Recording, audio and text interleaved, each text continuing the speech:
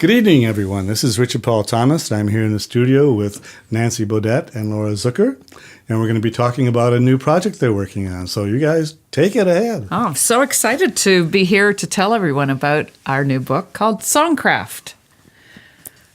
I am too. So I'm not sure where this idea originated.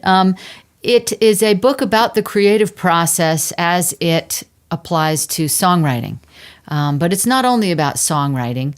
For our purposes, Songcraft, the craft is an acronym for the steps that we guide our readers through to understand and to help with the creative process. Yeah, because the idea is to invite people into a deeper experience of their own writing and their own reflections. So, sometimes we just kind of stay on the surface with some of our ideas, and so I don't think our best voice necessarily gets out on the page all of the time. It's difficult work to do, and you have to be still and very reflective to get to that point.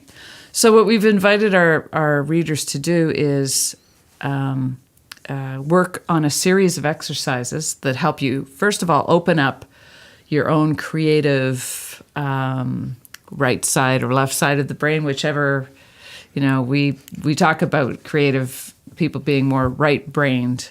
I think there's been some recent debate on whether that is actually true or not, but we understand it that way, have in the past anyway. So we invite people to do these exercises and then do some writing and just explore some of the deep emotions that they have around any given subject. Right. The tagline for the book, or the subtitle, is that you already have everything you need to do your best writing. And some of the topics that we address are that overly loud, dismissive inner censor that tells us that there's no point in writing or that we're not good enough to write.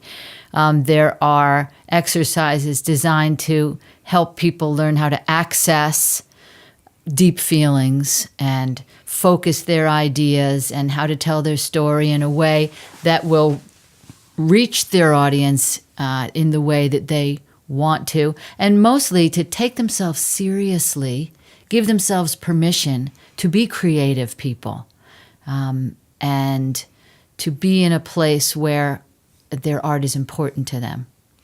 Right. There's a chapter in our book called The Artist's Estate.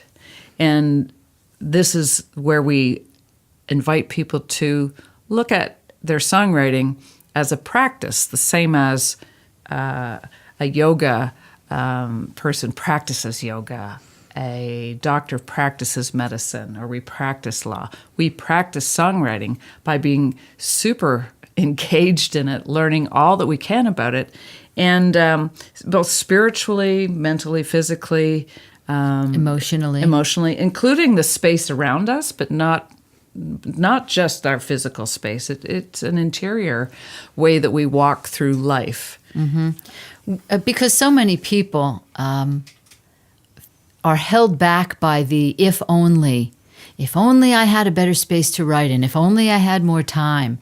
And that is really defeating for a lot of people. So the artist's estate is an idea that embraces not only where you are to practice your craft, but also what you bring to that space. You have to bring an intention with you that honors your inherent right to be a creative person, and also the importance of it today, right. Because I think there's so much noise in our physical environment that keep us from finding that stillness within. And so some of those messages get lost, but our world needs these messages so much. I mean, we're the collectors of our present-day culture, and I think it's really valuable to walk the path with the intention, as you said, Laura. Right, I agree. And also in a society that tends to value things based on just dollars and cents, This is something that is priceless.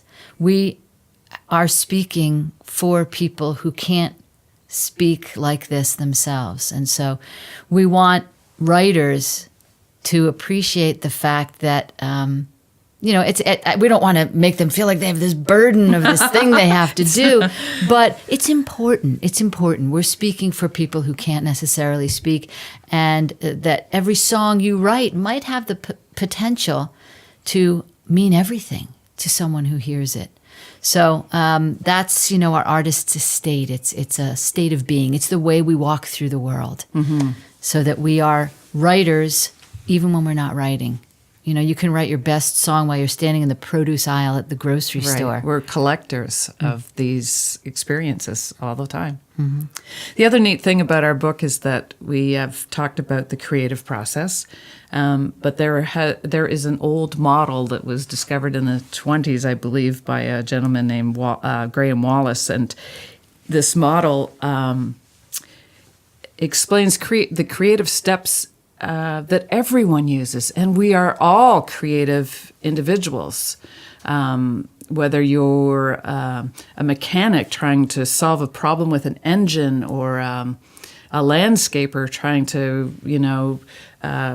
design the environment around a home or an office, all of these things require specific steps, and so we've taken that model too as part of our acronym of CRAFT, and each one of those acronyms relate to the model in the flow that we've learned about them. And so that's kind of I don't know, maybe that's an aside, but it's, I think, valuable. I first learned about that as being a graphic designer, and one day realizing, oh my gosh, all the same steps that I'm taking to design a logo or to design a sign are the same steps that I take when I'm writing a song. I know them by different terms, but the process is the same. Right. Well, I'm curious about a couple of things. One is you both live on different coasts. So getting this whole thing up and started and running and doing this must have been quite a challenge. I think, when did we start this? In February of 2016. And we had a standing Skype date every Friday morning. Yep. And we would share ideas and hash things out, and, work on editing together. And, given that it was a limited amount of time, it did take us a little while. But I think that the end result is very thoughtful, and everything's been gone over pretty thoroughly. Yeah, we're really proud of it. And plus the workshop component. Yeah. That we presented a workshop at the SWERFA conference, the Southwest Regional Folk Alliance conference, last September. And we're doing it again this week at this 2017 conference. But that workshop is, I think, if it compares to the one that we had with you, Richard, this week, I think there's some real value for the participants in that too, and that it's a new way to discover things about yourself and about the writing process. Yeah, on the SWERFA side, you have 50, 60, 70 people. Yes. Yeah. Here we had a nice, controllable group, and I think we got pretty deep into a lot of things. Yes. We did. I mean, I think we can still get pretty deep with that many participants. I'm really excited about it because we're honing it. Every time we do the workshop, we hone it a little bit more. And I feel so excited about the fact that we get to bring this to people who might actually be able to learn and grow a little bit in their practice from something that we've created. And I think that we're hoping to go around, the country and present these workshops wherever we can, wherever That's they'll right. let us. It's a lot of fun to be able to do it. You have a standing invitation for here. Excellent. Okay. Tell us about how do we find it? It is on our website, mysongcraft.com. And right now you can download the PDF ebook for $9.99 and look for the published hard, copy in the coming months. Okay.